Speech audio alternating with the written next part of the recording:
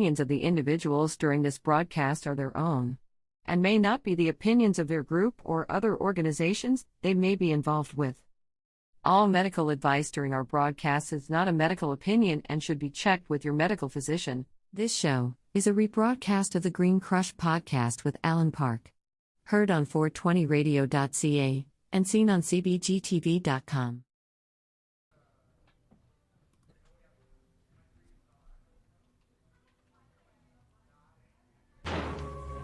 Hello, Alan. I've been waiting for you. Alan, you having a nightmare? That's the last thing we want to do. We don't want to scare anybody. Don't you understand? You're a machine, Alan, a mechanical device. Is that straight enough for you? I read you loud and clear. Alan, you idiot.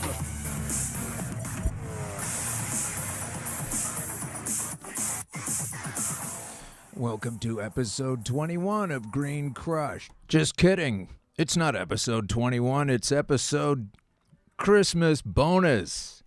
It's the Christmas episode, and I had to use the intro from episode 21 because somehow my audio interface that I use to complete the program and to build the theme and add on to it and sort of subconsciously tell a lot of the story. Some of the people are starting to figure it out. I know it's obscure, but it's fun to listen to. And it contains a lot of information. And there's a lot of hidden meanings in there, such as beginning and ending the show with references to the sitcom Get Smart from the 60s, because when you're talking about cannabis and legality, get smart. It's that simple. But anyway, I was putting together a new updated version of the theme to be discussed later, I suppose. And the whole program crashed on me. Not the computer, not some of the files in the computer, anything more than the actual interface. And for this is all my fault because I was using GarageBand. And now all the audio techs are laughing at me. But this isn't my forte. I was just using GarageBand. I'm okay with my box of crayons. I don't need to get into the laser pointer skill set of using Pro Tools, etc. But apparently now I do. So I'm trying to learn an in-between thing on that. I'm trying to learn Logic Pro 10, because I'm on a Mac. And please don't send me things about, you should be on a PC. I already know that. It's never going to happen. I tried that once for a year. And I'm not proud of it, but I'm a Mac guy, it turns out. So I'm going to have to say that I didn't really want to provide the theme. I did want to provide it, but not the chopped up, terrible, buggered up version that GarageBand has at the last minute afforded me. So that was the intro to another episode, and isn't that fun? So here it is, the bonus Christmas episode. Didn't know we were going to be doing a Christmas episode, but we're doing that instead of doing the next numbered episode. And that'll all be important later on for everybody, because this show is going to get much more interesting than it already has been. I've been told it is in the new year. And that means we're going to be covering some different things that I'm not at liberty to mention, but if the theme were ready for today, you would have heard all about it.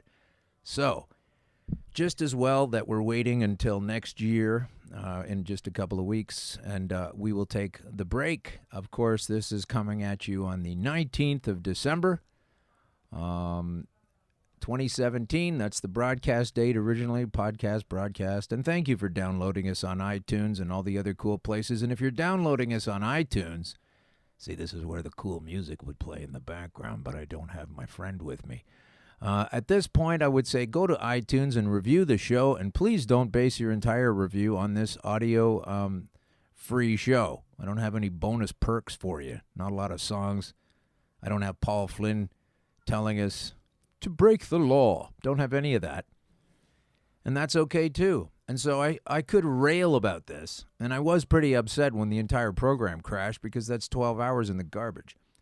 But I'm happy to know that this is the Christmas episode, so we're going to treat it like a Christmas present. And I am anyway, that I was able to do this show at all. I'd like to once again shout out to Eggplant Digital Media for affording me this lovely space. and a look out onto Toronto's fascinatingly bizarre and eclectic King Street East. And here we are coming from 234 King Street East, the Pacific Junction Hotel. Once again, this is all brought to you by Eggplant Digital Creations, and also a shout-out to my broadcasting cohort. It's hard for me to call him that when he's been at this for a couple of decades or more. Mike Richards, who had me on his show way back in May of this year, 2017, to hear my story about my particular version of my journey through cancer. And he was so impressed, and so were Digital Eggplant Media, Digital Media were impressed enough, and so Dan Wong was also instrumental in this for putting the show on the air. They came at me pretty soon after I had spoken with Mike, so thanks to Mike, and thanks to Dan Wong, and thanks for the facility here, and they just rushed me in a lovely cup of coffee. That's so kind. Didn't even ask. Great place to do a show. And so this is more of a Thanksgiving for me than a Christmas celebration, but it's all the same thing really, isn't it? So cheers. And this show is going to be very much like the original, very first podcast of Green Crush. Green, of course, meaning cannabis. Crush, of course, meaning what cannabis can and does do to cancer. And when you keep hearing that it's not as helpful as it is, scroll back a few shows and listen to some earlier. We've got 22 episodes behind us already, so there's a lot of information there. This was all designed in the first place because I would spend a lot of time explaining things to people one-on-one, deservedly so, people that really wanted to know, people in dire straits or loved ones of folks in dire straits. And so I just couldn't do it anymore, one-on-one, 5 hours at a time here and there. And so now we are, my team and I, Danny Mendlow, who is also the producer of this show, and Kim Sakamoto, now distant in her enclave in Western Canada.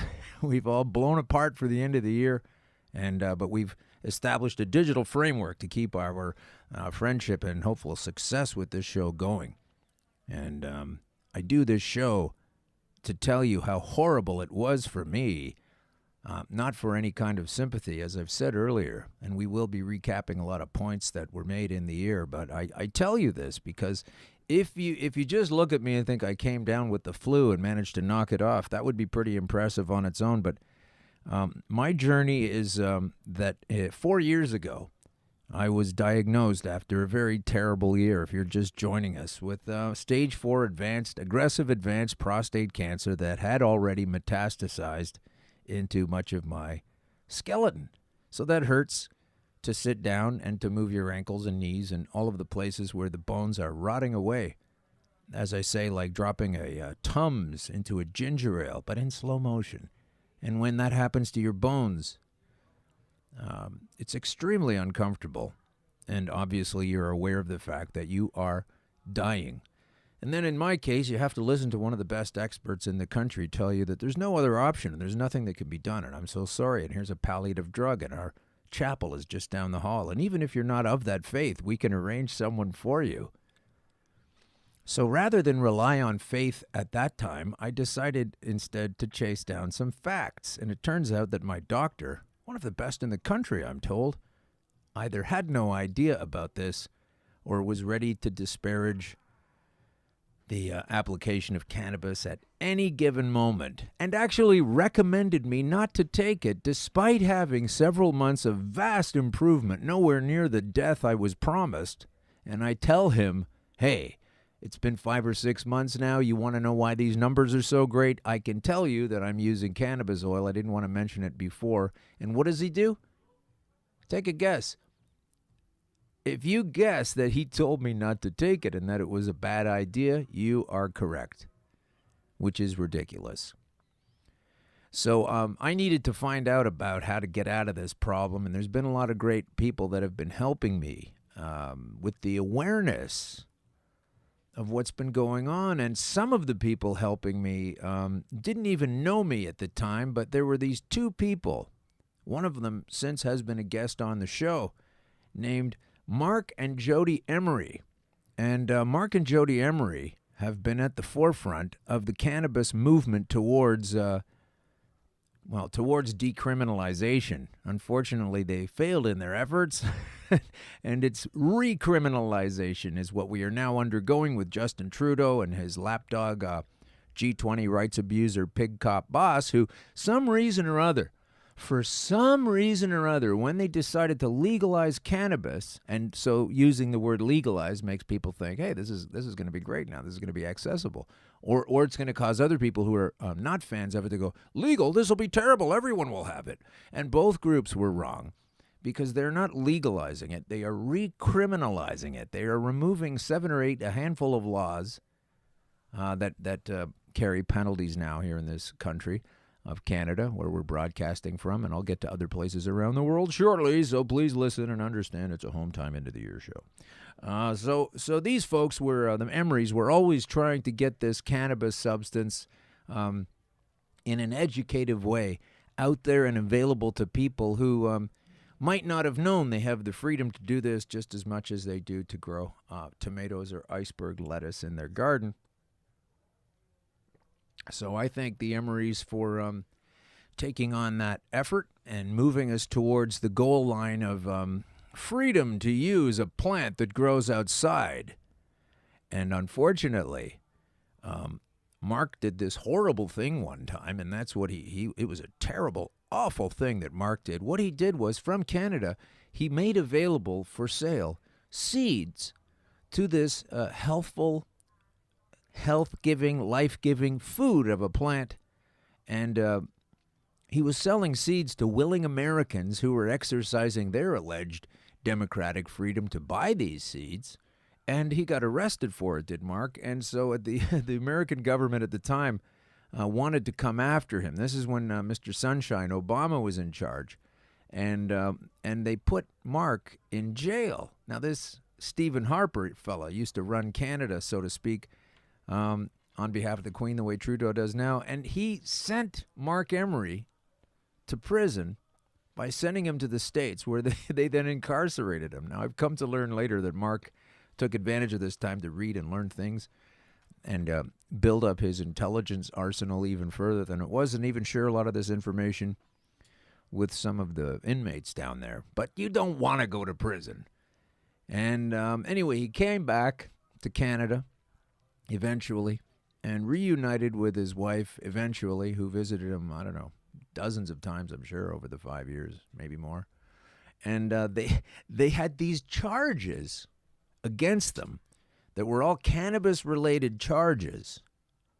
And they recently had to go to court because when they were charged with these offenses, just understand, these offenses that they were charged with are now going to be the profit markers for a bunch of fat pigs, and by this I mean police, who have bought their way into cannabis distribution systems, and there are still some people suffering in their lives from the criminal record inflicted by idiot Julian Fantino. This police officer was a former chief of police of Toronto, a large city in Canada. And he's moved on now to partner with an RCMP officer, a high-ranking RCMP officer. This is the National Police Force of Canada, or one of them. And these two clowns are now going to profit from this company called Alifia. So, for the Christmas episode, I say be careful where you spend your cannabis money. There are so many licensed producers not worth a cup of spit in a monkey house at the zoo that's been hit by a typhoid wave. Not even a couple of them. These clowns are actually going to put out soon, in July 2018, unless the Senate has a sober second thought and shoots down this ridiculous house of cards, Justin Trudeau, friggin' cop-built laws as possible.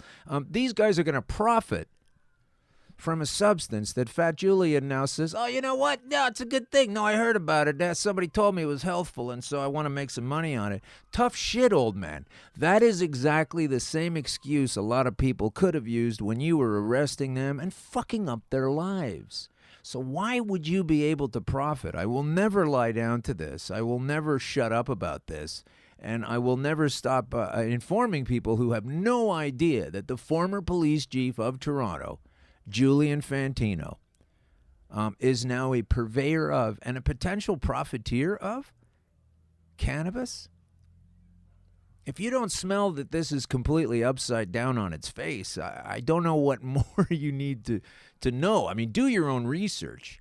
And I understand that I have a vested, biased interest in this. Biased in that I use the product and my life is still here and I get to use it however I would like. So I'm biased in that way. I'm biased towards the success of the product, but these guys are still selling it as a symptomatic reliever as opposed to a potential curative. And I don't use the word cure. I use the word that I have changed the chemistry of my body enough to render it impossible for cancer to take hold.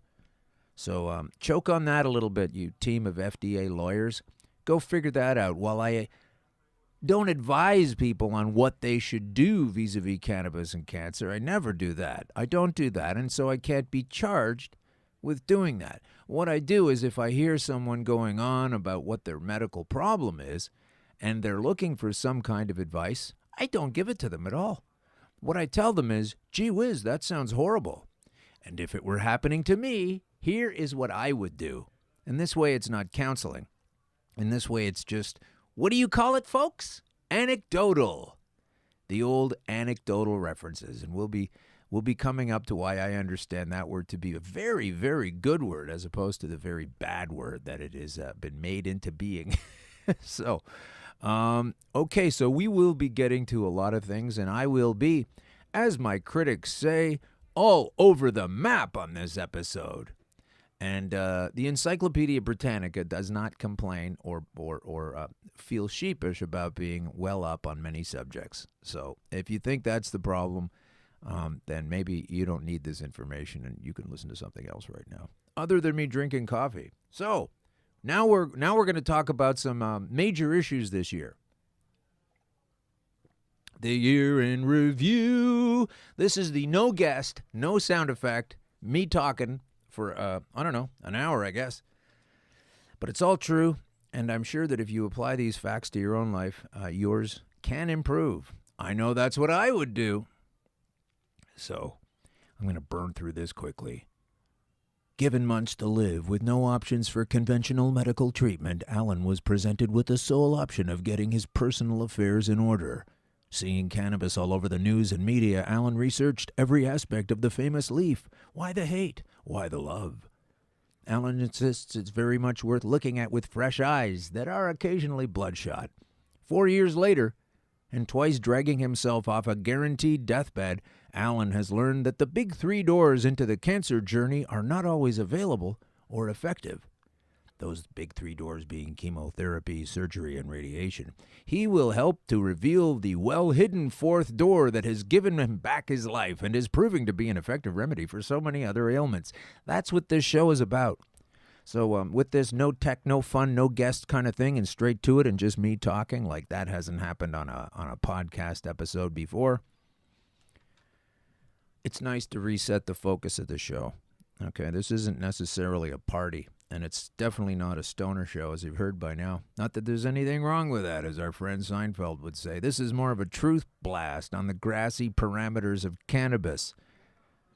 And we do showcase in studio and call in guests from both sides of the fence. But a lot of these punks on the other side of the fence don't want to come on, do they, Julian?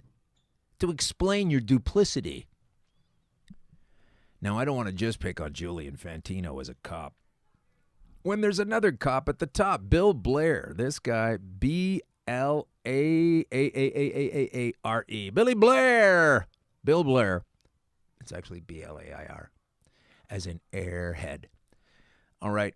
This is the problem that I have not been able to fully get off my chest with these guys. How is it? And I've thought about this a lot, because what else are you going to do?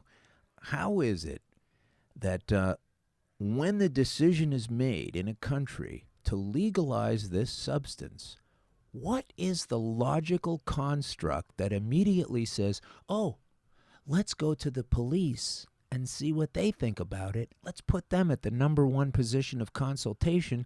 Let's even put a former one of them. Once again, Bill Blair is the former police chief of Toronto, just like Julian Fantino. And don't tell me this guy's not already way the hell ahead of being invested into all of the companies that they have set up to be the legal purveyors, and everybody else is a criminal. And that's why Mark Emery and his wife have been found to be criminals who cannot vend anything cannabis related. I'm sure there's some tightening of the details I need to get there, but these guys cannot even sell anything legally in this new paradigm, because in the old paradigm, when these cops that are profiteers set it all up, they arrested these people and gave them records.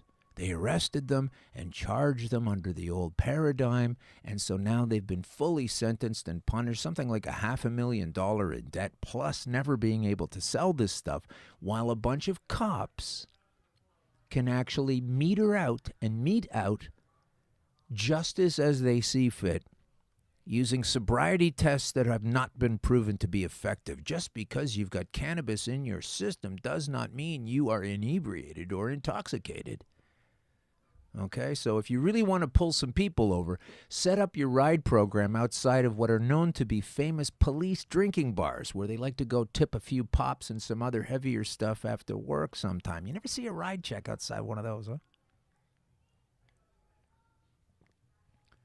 So these cops are consulted everywhere. It makes no sense. It's like if you said, okay, from now on, scuba diving is going to be illegal, and we're not going to have that anymore. Well, you wouldn't be consulting the scuba divers about it, would you? Because they would be the ones complaining about, being put out of business and not being allowed to partake of their activity because it's dangerous. And what about the brains? And what about the people with the potential bends and ruining their lives? And we can just put a series of laws around scuba diving. They're not going to consult scuba divers. And so when they legalize cannabis, or try to, how is it that they don't talk to people like me? And there are many of them. So you say you had cancer. Can we see the details from your doctor? So you say you use cannabis. Can you bring in that information, please? Let's take a look at this and fully understand the truth before we decide to draw up a series of cockamamie laws that are designed to restrict and impugn and chastise, because we believe this stuff is no good. And we believe we are governing the best way we can. We believe. Well, I'm all past belief, okay? I'm right into experiential knowledge and actual truth. And this is why Kathleen Wynne, the Premier of Ontario, was happy to brush me off with nothing more than, well, I'm glad you noticed that the federal government's involved, and this is a conversation we'll continue to have, and blah, blah, blah, and off she goes. Episode 19, check it out. And, of course, it's not going to have a continuing conversation. The continuing conversation is going to be going on with lots of people once they go to friggin' jail for breaking one of the 45 new laws about cannabis in this decriminalized as if world. Listen, when you're sitting down with police to understand, okay, you won't be able to bust people like this anymore, so you'll be able to bust people like this instead. That's not legalizing it. That's legalesing it. Putting a bunch of bullshit laws and words around something that doesn't give the freedom at all. It's just a bunch of hocus pocus and mirrors. But again, why are they doing this? Why are they going to the police? Why are they going that direction? Why don't they go to treatment centers? Why don't they go to therapy? Why don't they go to counseling instead? Why don't they put the money into there? And I'll tell you why it is. And I'd like to have a police officer, who's higher up, not a flatfoot, but a Mark Saunders of Toronto or a Julian Fantino, even though I've been rude to him. And I can't see that changing if he's going to remain a profiteer. By the way, ban and boycott Aleafia, Aleafia. Ban that. Don't sign on with them. Don't give that guy money when he took away so many people's freedoms. Don't do it. Find another way. Grow your own. Get your own plants. If they say 4, great, take 4. If you want 5 or 6, do 5 or 6. Don't hang your permission on these guys. But when Julian Fantino and Bill Blair and so many other police chiefs who knew this was coming and have absolutely, definitely, smartly, secretly, illegally invested in this paradigm well before it takes hold, following the Bronfman family template. I'll tell you why. One major reason why, and that is this. If you were able to go over the spreadsheet of expenses that is called the police budget, they always want more money and they always demand more money. And every politician that wants to do it a little bum pat suck tit police kind of thing, what they'll do is they'll campaign like John Tory did so many times before he actually won out of attrition, basically. Anybody will look good after Rob Ford. These guys, whenever they run, they're saying, and if you vote for me, we'll hire more police officers and make this city even safer and blah, blah, blah. That's always on the agenda. We got to hire more cops. More cops need to be hired. That's just the way we have to be, according to these people who are not thinking about it correctly. And the reason they do that is because just do the math, as they say. And I'd like to get someone who is good at that kind of thing to pour over these numbers.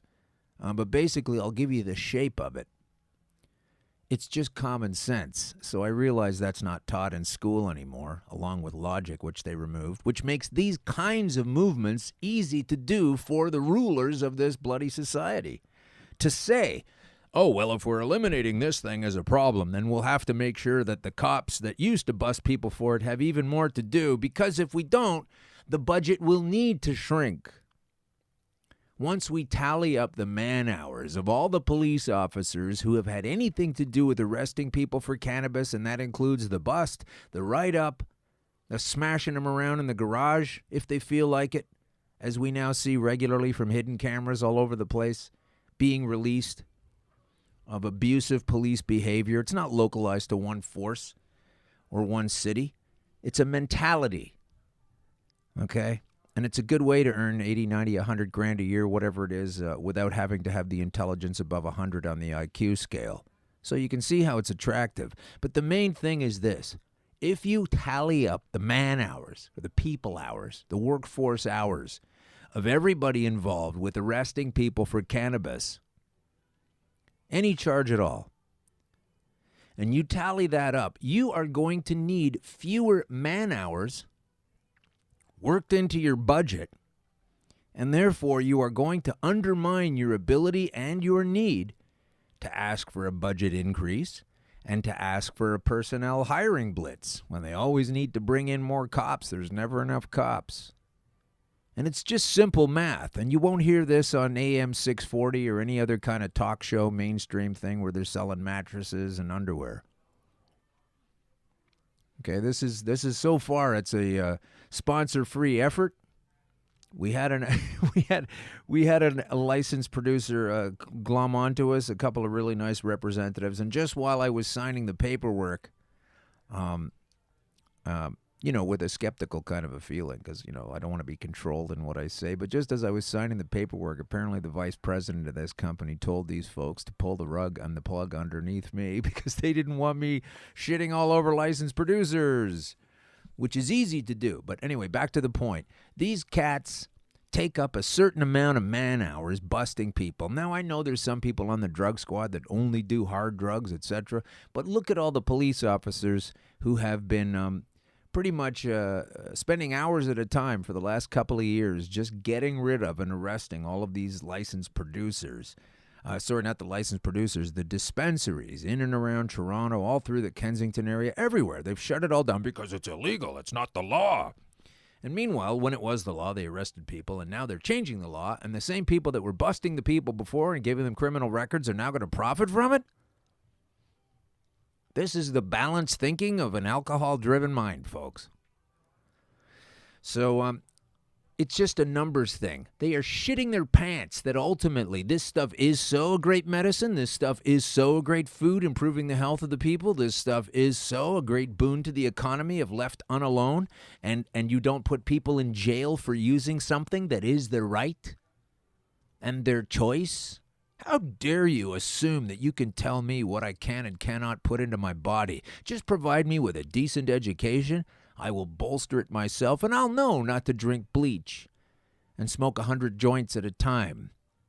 And we'll learn how to use this allegedly dangerous substance properly, thanks, instead of you just sitting on the side of, oh, it can do this bad thing and it can do that bad thing, like everything else that's available in society.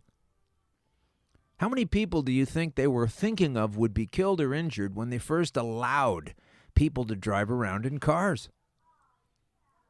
Do you think at the time if they said, yeah, this will blossom into a huge industry once they get going and different companies get into it, and eventually you're not even going to believe the hundreds of thousands of people that are going to be killed? Yeah, sure, let's get right on that. They never would have said that. And then it's all about traffic and learning how to drive and understanding how to use a tool properly. And when you do, you have far less chance of getting injured or damaged driving a car because you've learned how to do it. There's your education. You learn how to do it. You experience the use of it. And you don't need somebody telling you forever and ever for the rest of your life, well, we can't have you driving a car. That wouldn't be good. What if you got into an accident? These are dangerous. They've killed people before. Why should you have one? It's the same logic as telling people they can't use this fabulous tool of cannabis that I have used like a tool, like a toolbox. I have researched how it works, and I sit here now before you laughing at my previous death sentence. My painful, meditative, depressing, scary, sad, shitty time withering on the vine, laboring under the misconception that there was no help for me because some expert said so. And now I'm an expert. Expert enough to run my own life, thanks, which I earned, thanks. And I will never back off of my means to do this, even if some drunk face. That's the thing about Bill Blair, right? When you look at this guy, you go, oh, he's clearly an alcoholic. Look at the face on this guy. Pull him over. Let's test him. Let's have him blow. And let's check his stock portfolio from well before, folks, they passed these laws. Let's see how he's doing financially. And if we now know that this substance is so dangerous, as they say, I guess that explains why a Toronto officer from a few weeks ago, who was on the drug squad, died from an OxyContin overdose. And I said at the time, when this came up, I mentioned on the show, a police officer who has spent his time in the drug squad busting people for cannabis dies of an OxyContin overdose? No comment. I said that before at the time because if I say what I really think, people are going to think that's hateful. But it's more karma. Whether you believe in the concept of it or not, you can understand the definition. And while the Emorys are doing time, or where Mark was doing time, and the Emorys have been stuck in Toronto, which is never a fun thing if you have to be here, and waiting for what came out the other day. So let's get to that. The Mark Emery case, you understand these police, we don't need as many cops if this thing is genuinely legal. The only thing we need, why don't we put some money in some inspectors so we can send them into the LPs because so many of them have toxins and poisons and bullshit. And this company Organigram crowing about some new financial improvement that they've just experienced after recently being caught with pesticides and claiming, oh, we didn't know that was in there. We're so sorry. If your name is Organigram, derived, I assumed, from the word organic, what the fuck have you even got any pesticides in-house for anyway? And these are the people that the government of Canada says we have to deal with because the dispensary folks are criminals. This thing is so topsy-turvy that you just need to take down about 15 or 20 facts and you could be just as knowledgeable as you need to be, instead of most people who I speak with at times say, oh yeah, so cannabis is legal next year. Hey, wow, I didn't think that would happen. Well, that's good. And no, it's not, because they're doing it wrong. And this whole faulty logic of, okay, well, just let them put the laws up and we'll fix it later is so stupid. Nobody would do that in the field of construction. And you are constructing a paradigm here.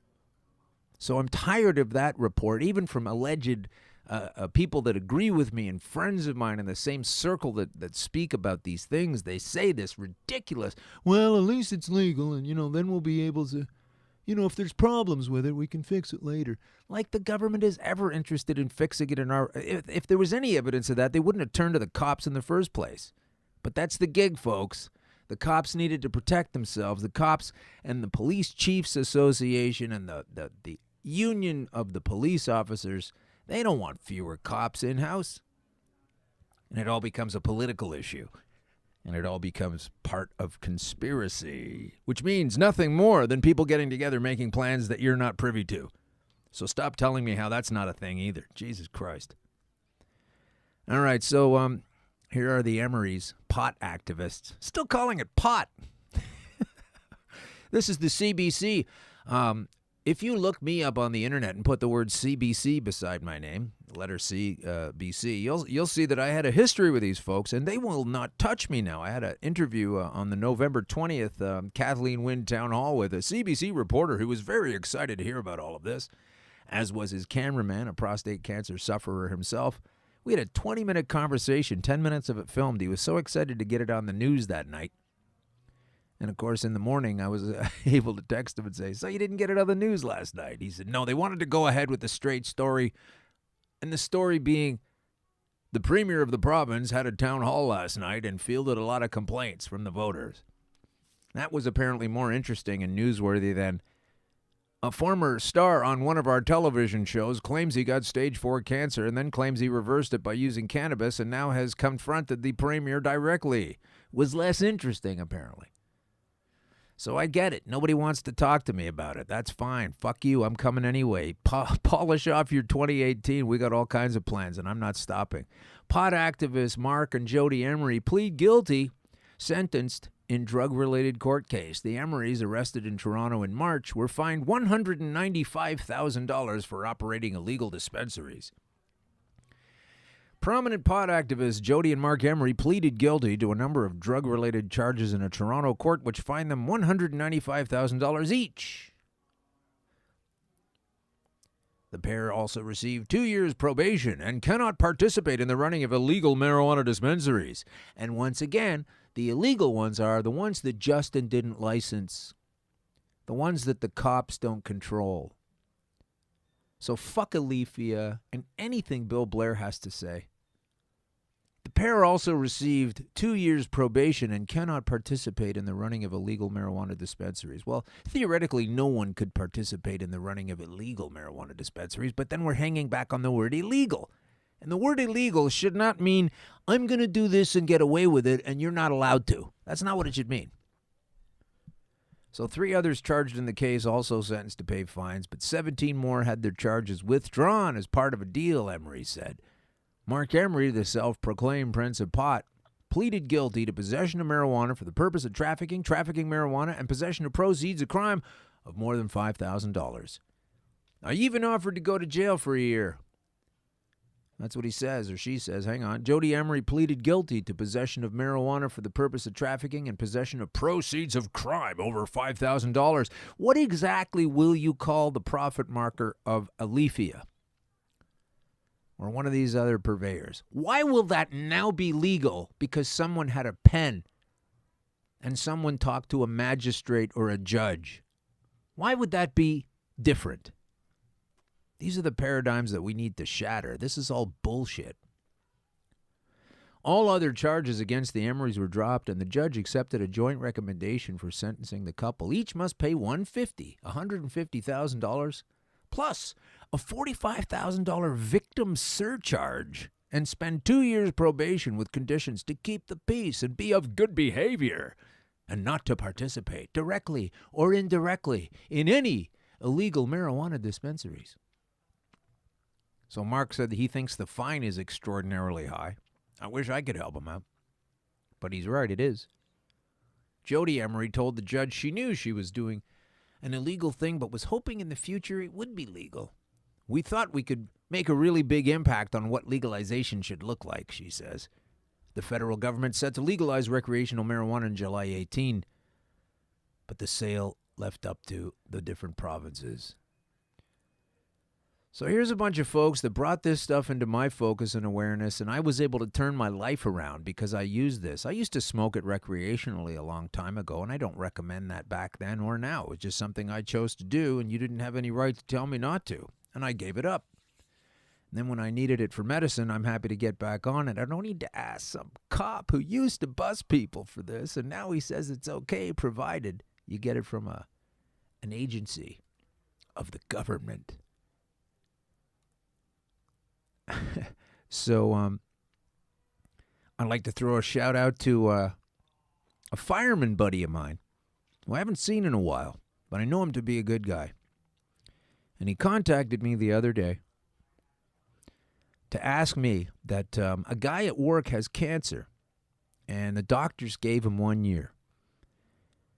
And he's looked into Rick Simpson oil, and they say it might work. This is a letter I got. I'm just making it obscure because I'm not going to give up the guy's name. And so this gentleman was asking me if I could send him the best link of me telling my story, and he wants to send it to this guy. So I sent him a little info truth blast that I have all of these episodes, and my time on Coast to Coast with Richard Syrett, also on Richard Syrett's Conspiracy Show, late Sunday nights in Toronto, AM 740 rather.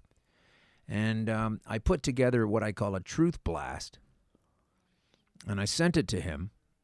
And he says, thanks, that my research is saving lives. His whole department is getting the email. All of these firemen in this particular department are going to get this email. And they always have they can always ask me what I would do if I were in their situation, because I will not be caught counseling anyone.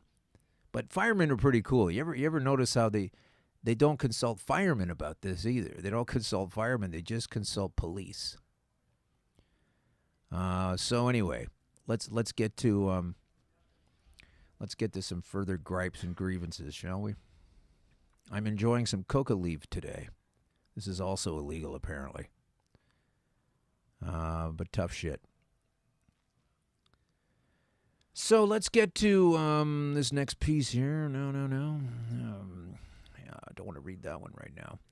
Okay, yeah, here's a problem. So in California, let's turn there for a minute. Let's take our stateside focus into view.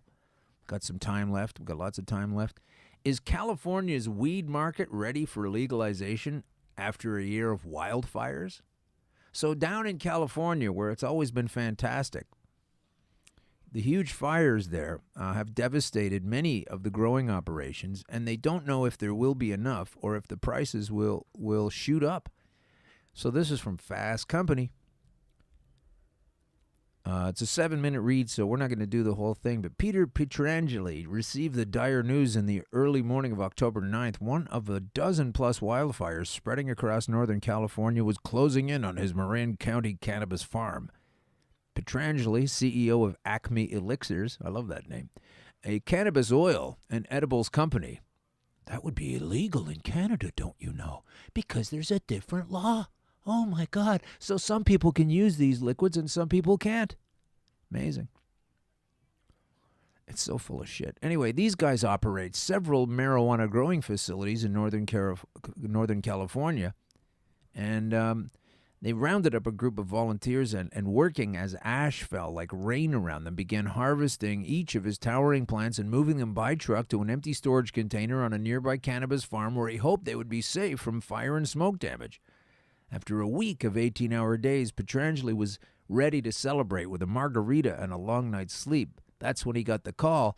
Flames were heading for another one of his grows in Santa Cruz Mountain. So what's going on is, a lot of fires, a lot of crazy fires where I've seen some fires inside of a tree, some really intense heat there coming from somewhere, doing a lot of damage.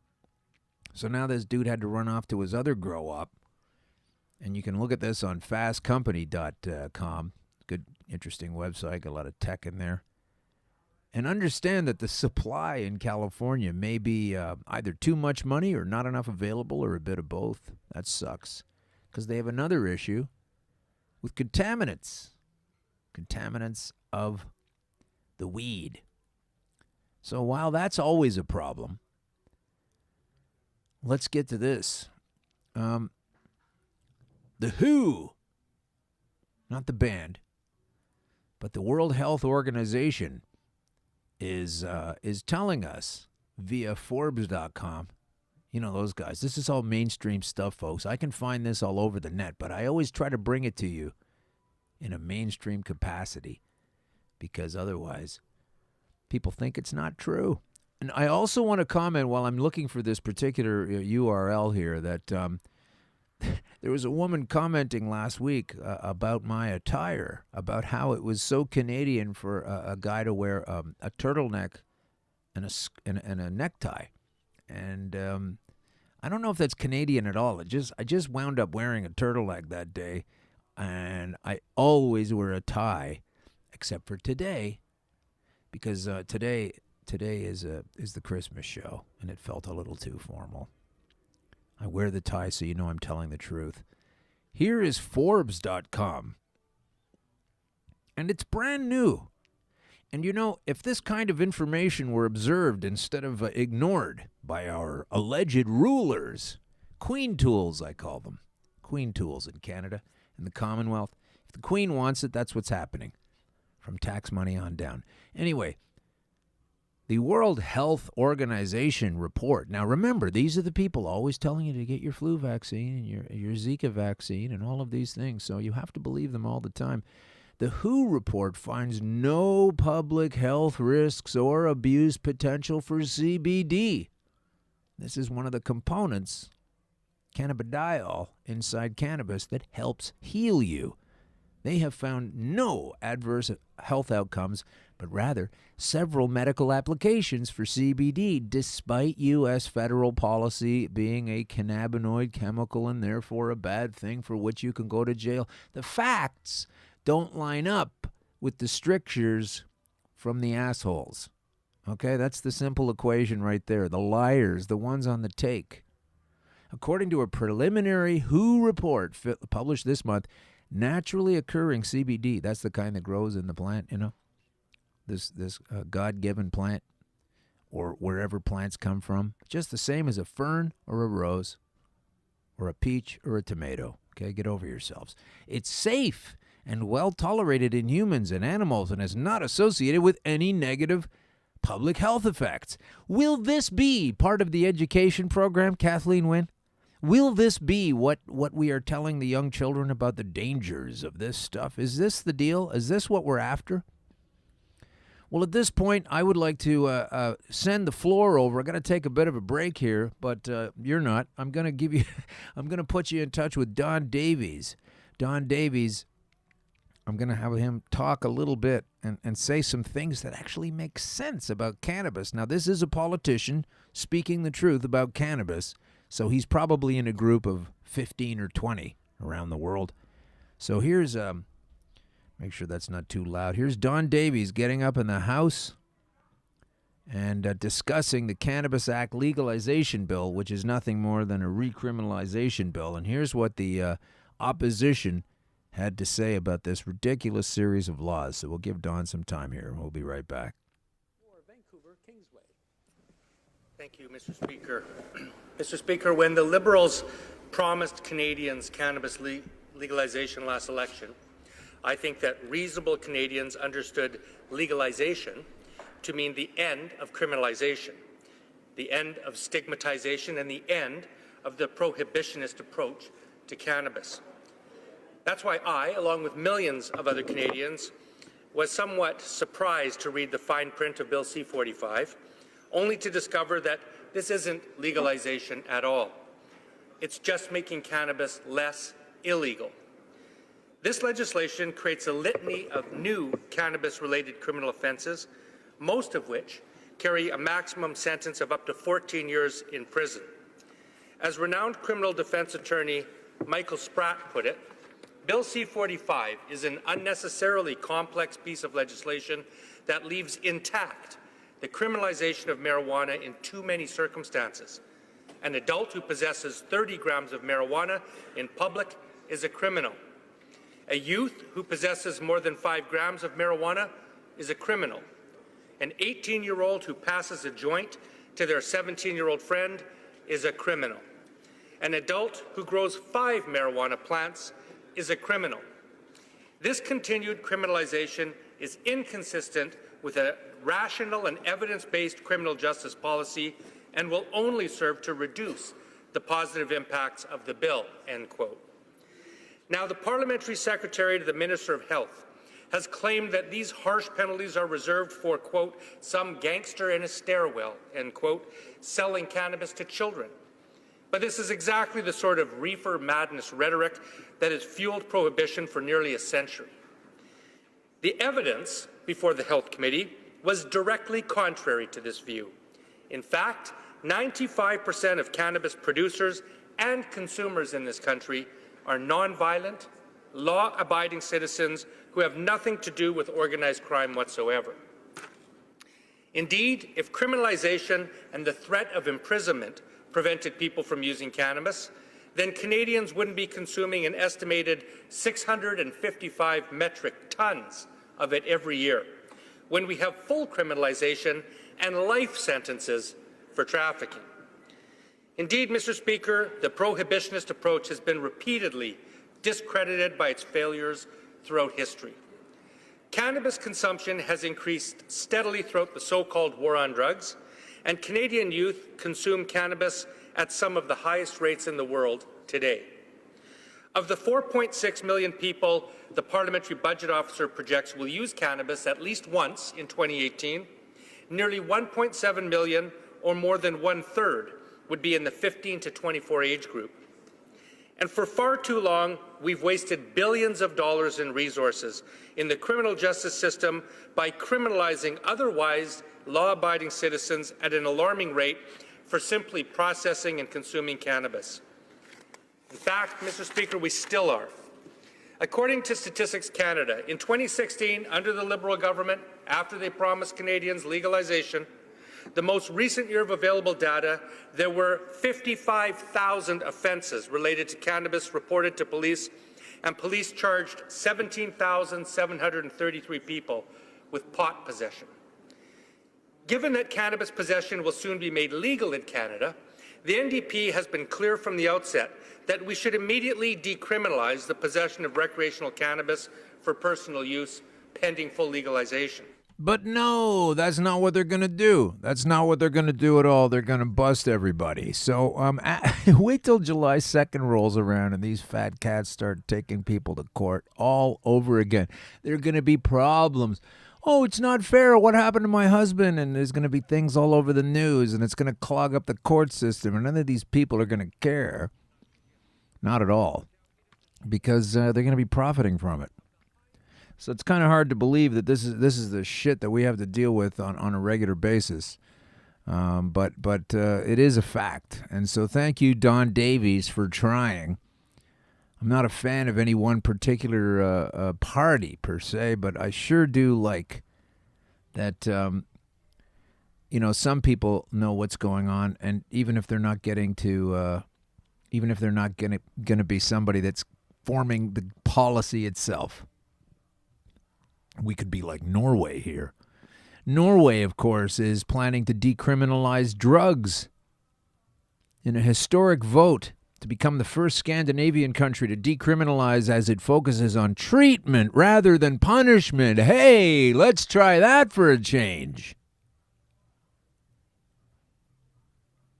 Too much of a profiteering model here, though, on punishment. You get prisons, and you need to keep those people employed. And the prison guard unions are almost always lobbying for the continued illegalization of cannabis. So the whole thing's a friggin' scam. You just basically have to excise yourself mentally and possibly physically from these vipers, this net, this spider web. Majority of the Norwegian parliament, the Storting, as they call it, backed the historic shift, which was supported by the Conservatives, the Liberals, the Labour Party, and the Socialist left. They directed the national government to reform its policies on drugs. Sveinung Stensland, deputy chairman of the Storting Health Committee, told Norwegian publication VG, "It is important to emphasize that we do not legalize cannabis and other drugs, but we decriminalize." So I guess they don't have a bunch of fat cops on the take over there who used to bust people and now are disgustingly riding out their twilight years by profiting. It's so disgusting. I can't stop talking about it. The change will take some time, but that means a changed vision. I've been talking about that on the show. It's all about your perception and understanding. A changed vision in Norway. Those who have a substance abuse problem should be treated as ill and not as criminals, with classical sanctions such as fines and imprisonment, like over here in Canada, the United States, and so many places around the world. Nicholas Wilkinson, the SV Party's health spokesman, told the VG publication that Parliament's goal was to stop punishing people who struggle, but instead give them help and treatment, or put them in jail, like these pigs over here. Friggin' astounding. So I do have a picture of Julian Fantino, and I do find it nauseating, and I am going to click it away. There we go. What else have we got here? I'm just looking through. The second thing that's a problem for California. Oh my goodness! Like, it's not bad enough they have the fires. Organogram of Canada is also a purveyor of, or was trying to be, or didn't realize they were, a purveyor of poison pot. California's first batch of legal cannabis may contain pesticides due to lack of safety regulations, a.k.a. the free market. So, I mean, I've been hearing about California and how great it is that they have weed, but where is it coming from where it's any good, where it's not getting burned down or poisoned or both? So this is another problem. This is recreational cannabis hitting the shelves of retail establishments on January 1st, apparently. But testing firms are warning customers that the first crop was grown without safety regs. As a result, the state's inaugural batch of fully legal pot may be have greater levels of pesticide, mold, or contaminants than pot grown in more strictly regulated states like Oregon and Colorado. So Oregon and Colorado seem to have their thing together, but California is not in good shape, or so it seems.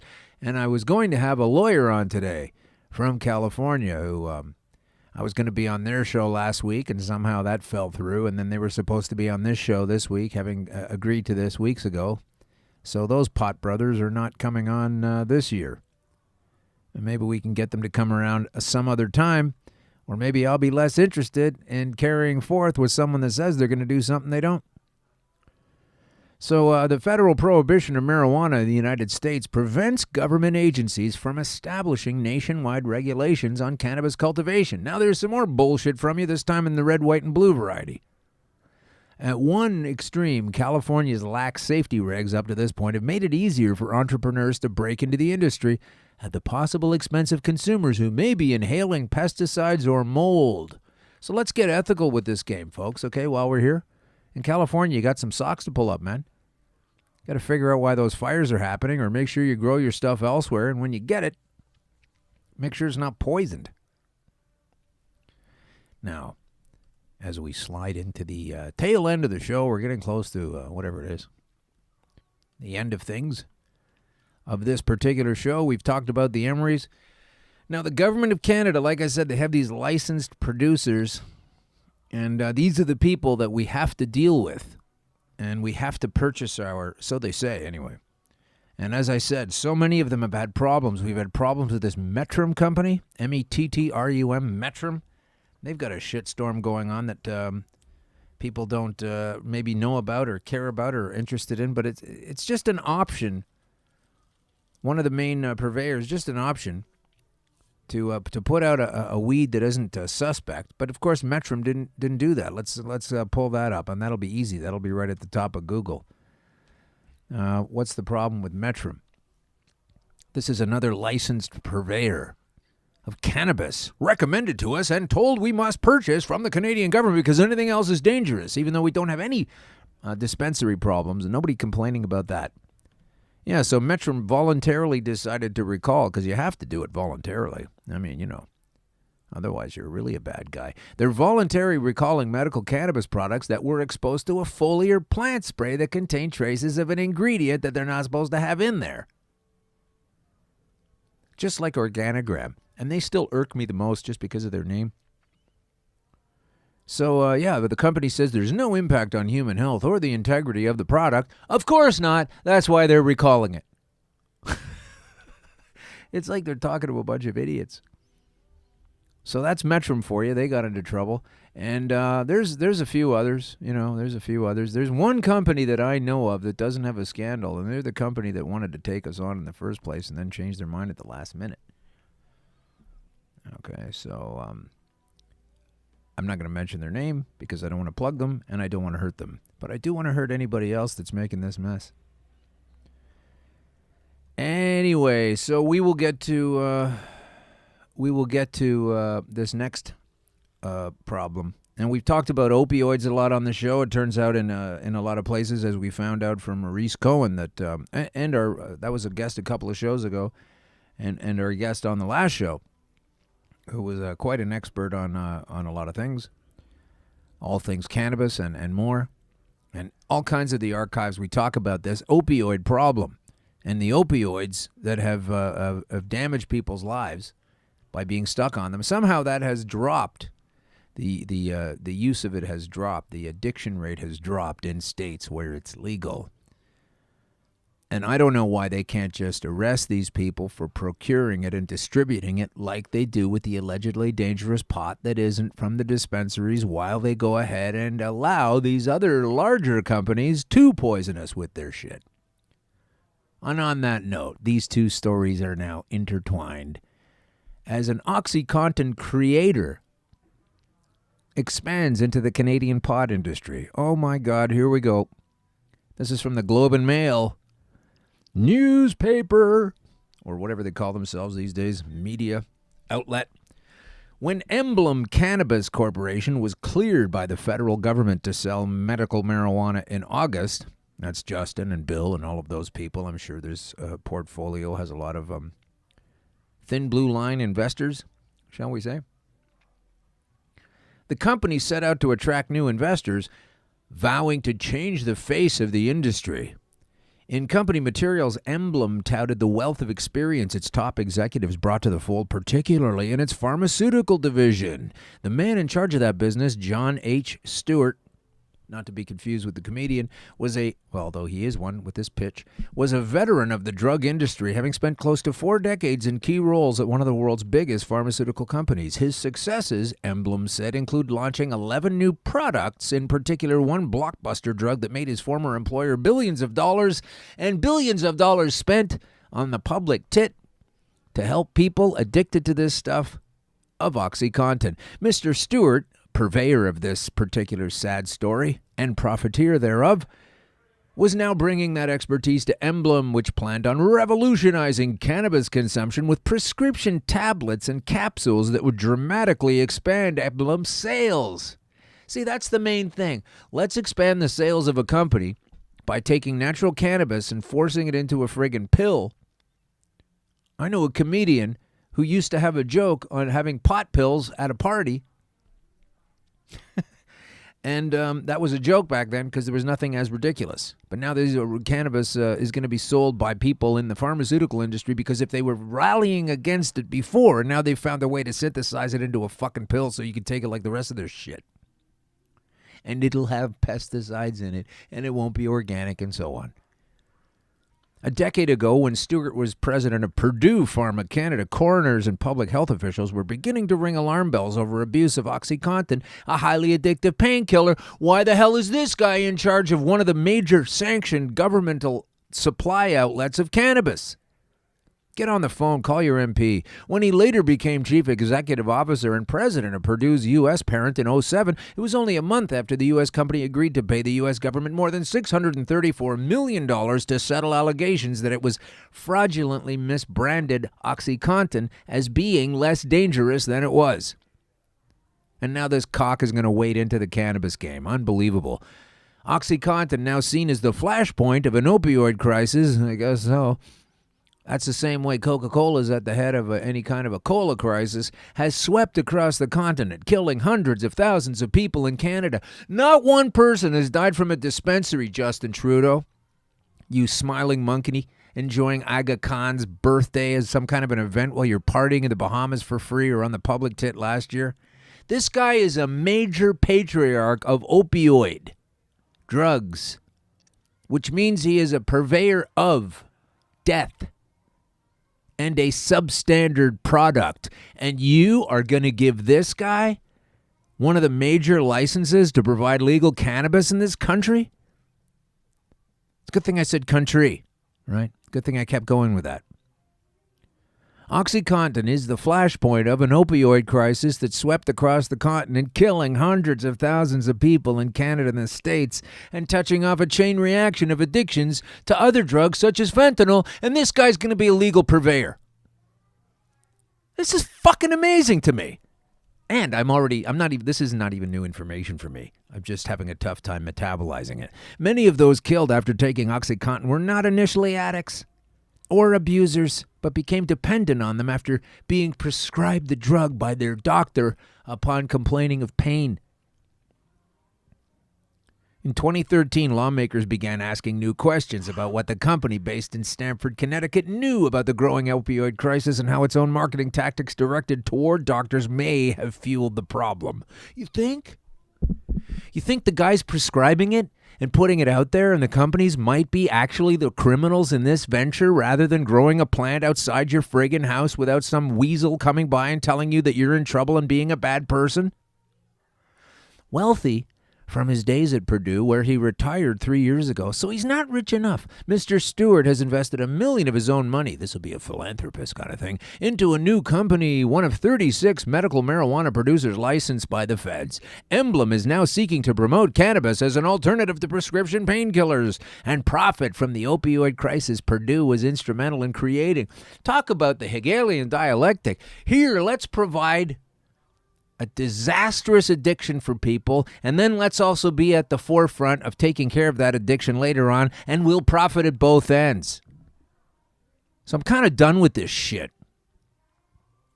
Soon after receiving its license from Health Canada, this is the Canadian version of the FDA, Emblem took to its Twitter account to extol the virtues of cannabis over the prescription opioids that made Purdue one of the richest companies in the world. Medical cannabis, Stewart's new company said, could save us from painkillers. The opioid explosion. You don't get a better example of double-dealing criminal assholes than something such as that. You just cannot. You cannot. So, I'm telling you, I really am going to try to rally some people together in the new year. Like, people have to stop just sitting back and saying, okay, whatever. It's really a pain in the fucking ass right now, I'm telling you. Because this is just a stupid game that there's criminal partakers on the one side and mostly people who aren't really paying attention on the other side because maybe they don't need it yet or maybe they haven't come across this as a source of health and turning your life around like I have. So I'm way invested into the research. And the average person, understandably, doesn't know enough about this scam that's been put together by funding Trudeau into existence with far too many funds in the first place from Stephen Bronfman, who is the helm and at the leader of the Bronfman family. And if you look them up, as I have done, you will see that in Dope Inc., the control of liquor flow into Prohibition USA gave the Bronfman family literally life and death control over American crime. Refusing to play ball with the Bronfman gang usually spelled death, and independently minded gang bosses were often known to be executed by their lieutenants on the Bronfmans' behalf. One of the buyers best liked by the gang was New York City beer baron Arthur Flagenheimer, a.k.a. Dutch Schultz, who succeeded in wiping out his competition, including the notorious killer Legs Diamond. Schultz himself was later rubbed out when he took it into his head to murder the reforming New York District Attorney Thomas Dewey. In the first years of Prohibition, E. Keel's four boys ran all bootlegging from the prairie states of Canada to major distribution sites like Chicago. Why am I saying this? This is all from Dope Inc. This spells out the history of the Bronfman family, and I say they're up to it again. Take a look at the Paradise Papers and Stephen Bronfman. Take a look at the fact that Justin Trudeau said, yeah, no, he's good with everything Steve did, his buddy, that helped put him over the top and win an election so he could get into position to set all this shit up and profit from it. They don't give a shit about your health. They need to control your health. This is one of the major things they want to control. Giving up your own sovereignty and awareness. Use your hospital, use your doctor to find out all the facts. But turn somewhere else for the remedy. Is what I would do. In the years of Prohibition, the first years, Ekeels, this is Ekeel Bronfman's 4 boys ran all bootlegging from the prairie states of Canada to major distribution. The Bronfmans also brought up sketches of barren farmland. The Bronfmans also bought up stretches of barren farmland along the border and even built an underground pipeline to pump their chicken cock into the United States. This is a kind of booze down there that was highly suspect, made with cheap, awful products meant to simulate Johnny Walker, that kind of thing. During these early years, the Bronfmans were scarcely under the protective wing of their sponsors. Thus, for example, in 1932, Bronfman brother-in-law Paul Matoff, not Madoff, but Matoff, was executed gangland style by the Chicago mob in a dispute over profit splitting. A scandal ensued, public hearings were convened, and the Bronfman crimes came spilling out into the light of day. The Bronfmans received a mild reprimand from the Canadian government and relocated their operations to Montreal. So it goes, folks. Get yourself a copy of Dope, Inc. Inc. It's free online. It's Dope Inc. Great read. Fantastic stuff. All true. Far more than any kind of mainstream thing you're going to find anyway in the history of this particular family. The Bronfman gang, best known to Americans for owning Seagram's, the biggest liquor company in North America at one point. And now they're just using the old family template to take down all the profits and anybody else saying that this stuff is as healthy as it is. So yeah, we've got a bit of a problem there. That's definitely a problem there because this guy is actually going to, this opioid guy thinks he's going to run things, thinks he's going to be one of the major licensed purveyors, and I guess he is. Having a little chaga right now, a little chaga chai. This is also good for cancer. It's chai, it's chaga, it's good for you. Fermented chaga chai. Delicious chaga chai. Listen to it as it goes down my throat. Okay, folks, this is the Christmas show. Let's spend a little bit of time celebrating, shall we? For the folks that believe in Christmas and what it is, it's coming right up real soon. Let's go to abc.net.au. This is from Australia. This is from a few years ago, I think, 2012, but it's still valid because we're talking about an annual event. A debaucherous festival, that's what it is. Absolutely a debaucherous festival. That's what we're looking forward to. A little bit of debauchery, right? We want to have that when we're talking about the end of the year event. Saturnalia. Of course, that's what we're talking about.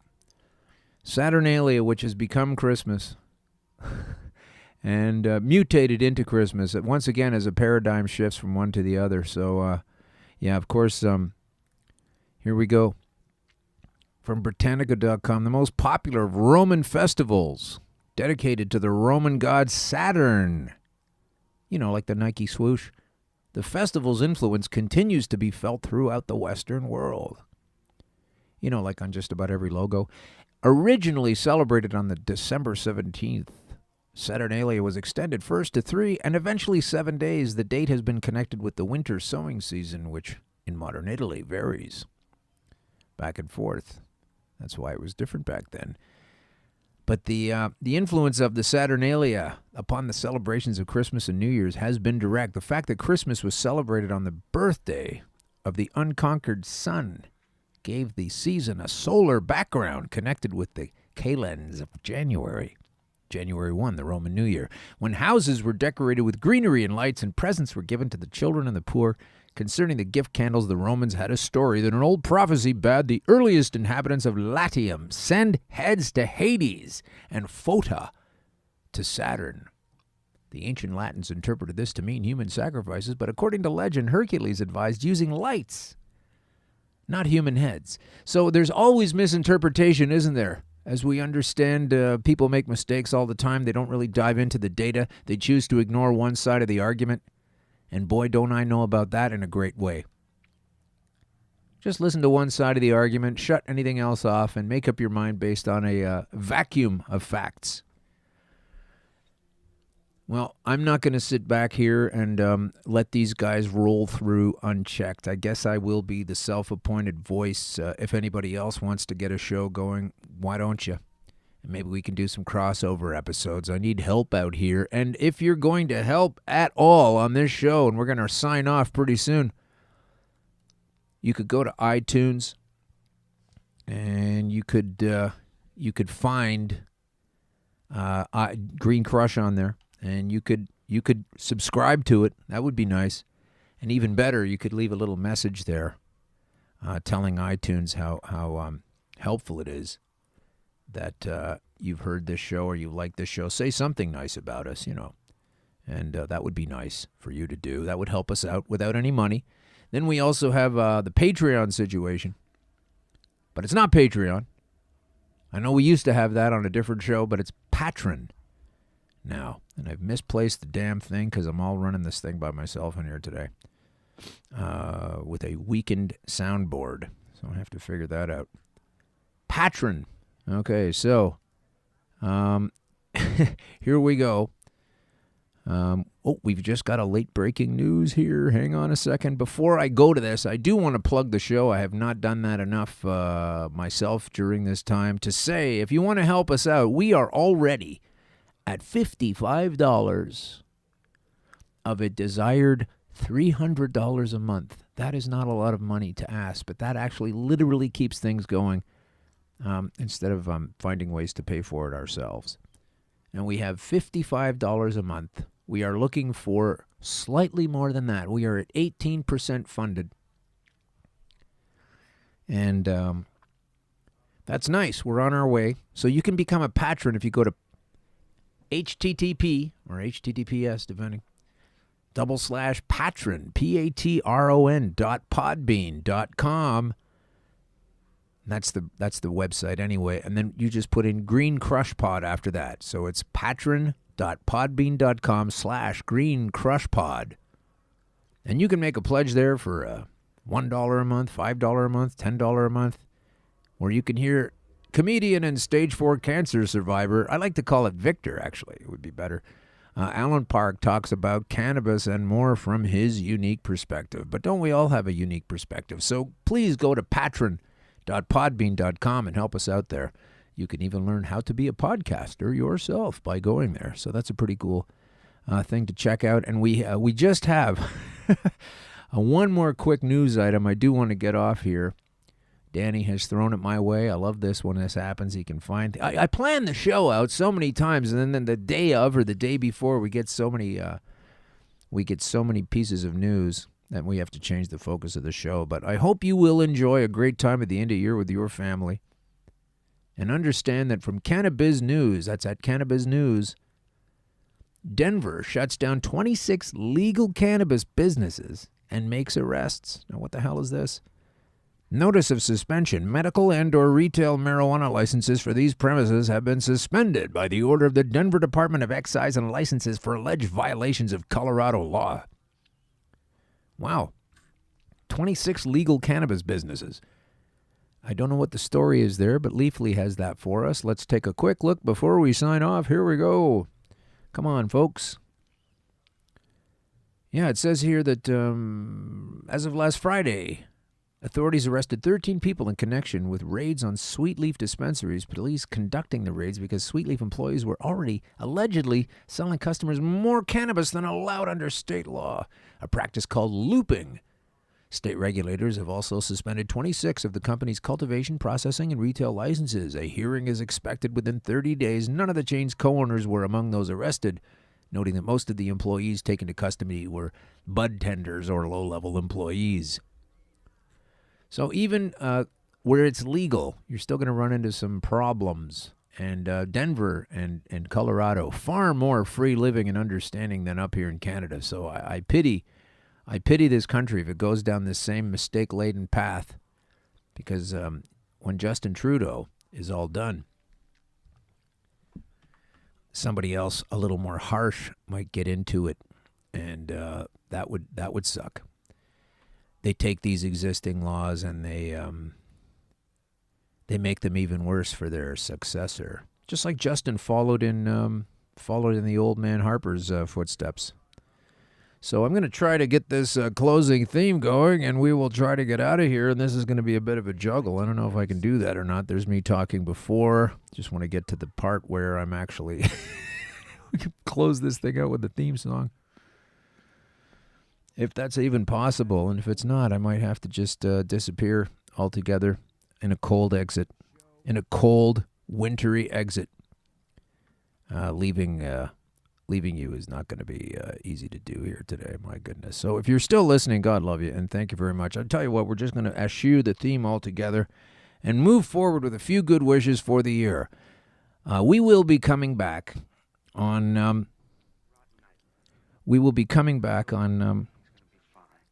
January 2nd.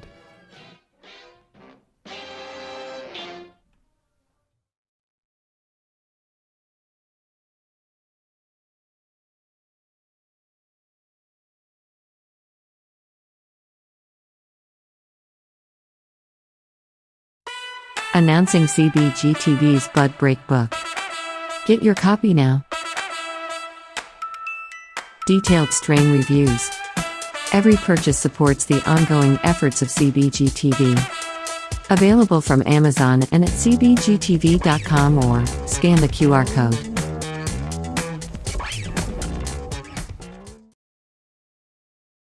Cannabis Broadcasting Group here at cbgtv.com.